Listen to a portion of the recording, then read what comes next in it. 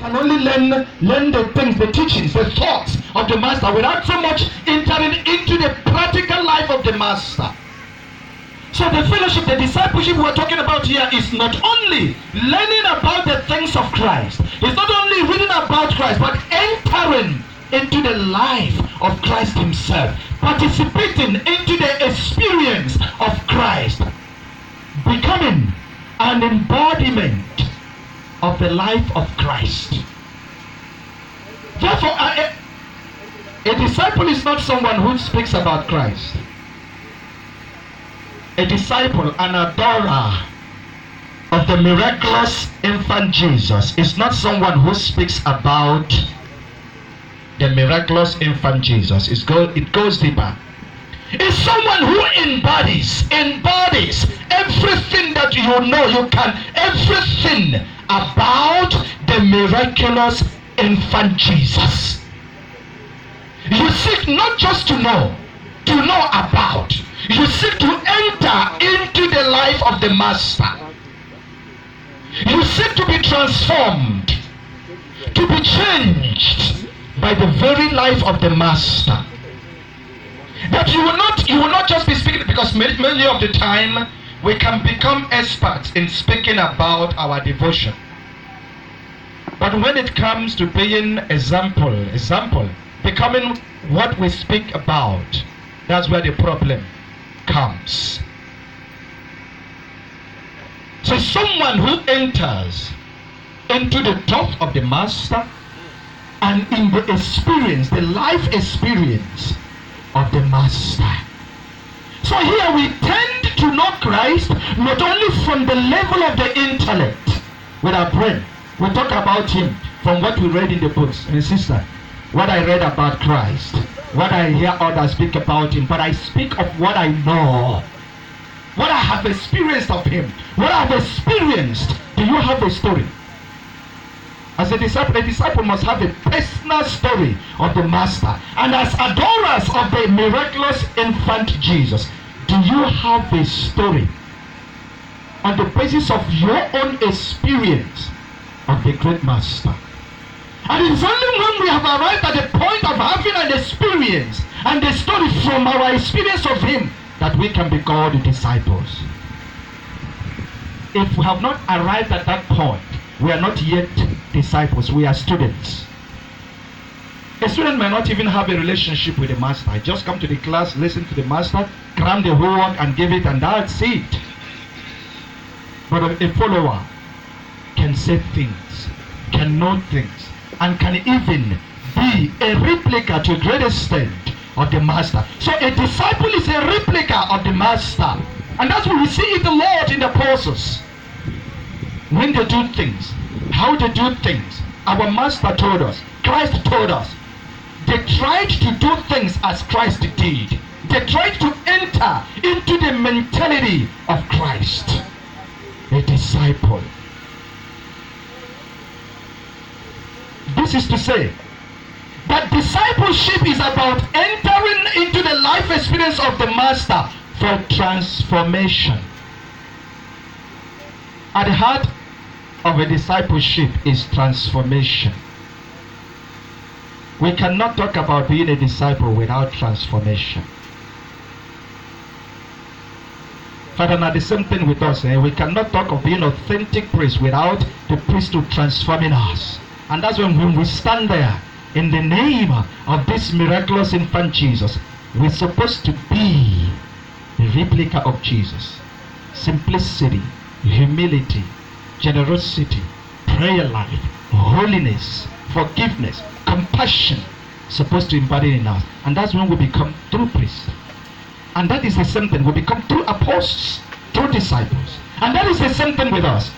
You know, when I was to tell the president that it seems you people are succeeding in converting me to become an adorer. I think I will go and look for where to start. If there are no places, I will start it.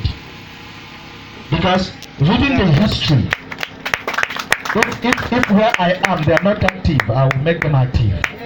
Because I see the statue, but I've never been led into a deeper meaning, theological explanation of every single part of it. So I'm becoming a disciple in a unique way of this gentle, humble, sweet, and adoring, miraculous, and infant Jesus. But it doesn't end there. Now, so the talk, it never ends there. If you are an adorer, look at the simplicity, look at the humility, look at the joy, look at the peace, look at the compassion, and that starts there. If you do not embody it, you are not worthy to be a disciple. Imagine you have the statue of this wonderful, beautiful thing there, but whenever you are seen, you are angry. You carry face like a monkey. People no one come close, because even those who are happy, when they come close, you spoil their happiness. So a disciple is a replica of the master. If the master, you become authentic when you do things like them, and they say, hey, he's a student of Mr. K, because they see in you a reflection of your master. So as adorers, the image, the identity, the personality of Christ as apostles supposed to be visible in our lives. No. And that's when we join in that miracle that he performs. People will come to us, and the master, this wonderful man, will continue that miracle through us. But then there's a consequence, or there are consequences, which we will look into when we come to the costs. So it's about focusing. The discipleship is about focusing on forming three things. Forming the mind of the disciple, forming the intellect of the disciple, and forming the heart of the disciple. Discipleship has three things to do. Forming the mind that will begin to think like the master. Forming the intellect that will begin to reason to a great extent, not perfectly, but to a great extent like the master. And forming the heart that will begin to have the heart of the master.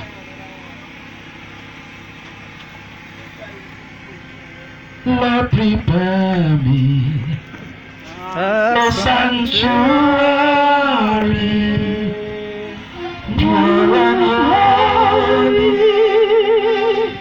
bright and pure, with thanksgiving as a waiting sanctuary for you.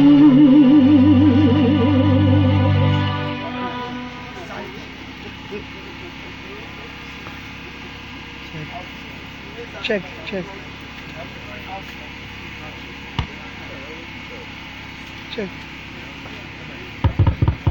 We pray for the microphone. That is it. To be prepared in mind, in heart, and intellect. The entire human person is to be transformed. Therefore, my brothers and sisters, the above expression highlights the fact that the vocation of a disciple is to follow the footsteps of the master with the aim of becoming his true and living image, that we may be like Jesus, that we may become like him, that we may become like the adorable infant Jesus. And what it means is that if you are a young lady and you are in this confraternity, you're supposed to be adorable to the point of any man that sees you wants to kill himself until he marries you. Just looking at you and your smile, you become so adorable that even any mother will say, my son must marry you. And will call the son to say, Junior, if you not marry this girl, no, come back to my house. That's what it means to be adorable. Adorable infant Jesus. Let me tell you now, Sometimes, many of you, yes, even the young guys, the young men like my very self, although I'm not all that young, we call Jesus miraculous. And that miracle is very easy to happen if you flow and you allow his life to flow in you. Amen. You do the novena, you do the prayers, and things happen. One thing I do tell young people when I have retreat with them is this: no young man wants to bring a baboon into the house. You know, baboon is a fighter. Baboon fights, or monkey. No young man wants that. Every young man wants to have a helper, a lover, a mother in the family as a wife. And the only way to be that, and to make your adoration and to be a true disciple, is to seek to be simple and humble like him. No woman wants to marry a woman bitter, a drunkard, a riffraff. I want to marry, but you cannot even feed yourself. No. Every woman, every young lady wants a lover, a gentleman who knows how to melt their heart with soft words, who knows how to pamper. And that's what our adorable Jesus does.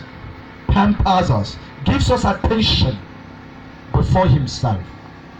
And when we become true apostles and true disciples of the miraculous and humble infant Jesus, we will become what will be appreciated by so many people.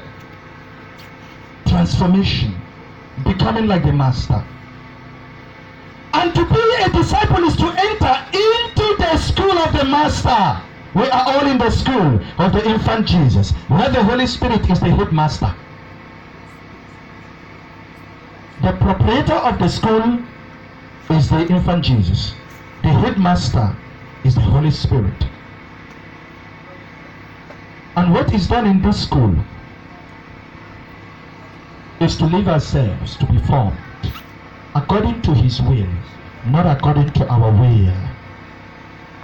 And to be formed in the experience of Christ. To be formed in the attitude of the infant Jesus.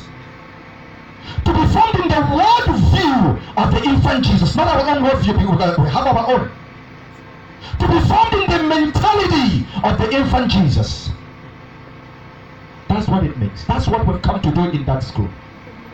To be formed in the simplicity and every day of doing things of the infant Jesus, who is our master.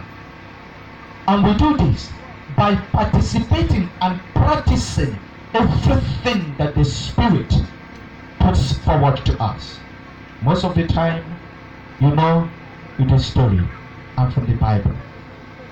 We become great and wonderful and true disciples by becoming disciples, living it, putting it into action, practical living, and not with the quantity of what we know. No. Miraculous infant Jesus. So that is to say that, my brothers and sisters, that our experience must be intermingled with the experience of Christ. That is the count and balance. We must check and balance. We must always evaluate our experience, our actions, everything we do from the ways of doing things of Christ. And that is the reason why, and when our experience begins to undergo transformation, gradually I begin to see that my experiences and my way of doing things is contradictory to the way of doing things of this big man God. We begin to open up for transformation and change. This is important. I am gradually entering into the talk. And when this happens, the master begins to transform our values, begins to transform our worldviews, begins to transform our priorities of life, our ways of interpreting things. The way you interpret things as an adorer should be completely different with another person. There's supposed to be that instinct, that particularity of the infant Jesus in you.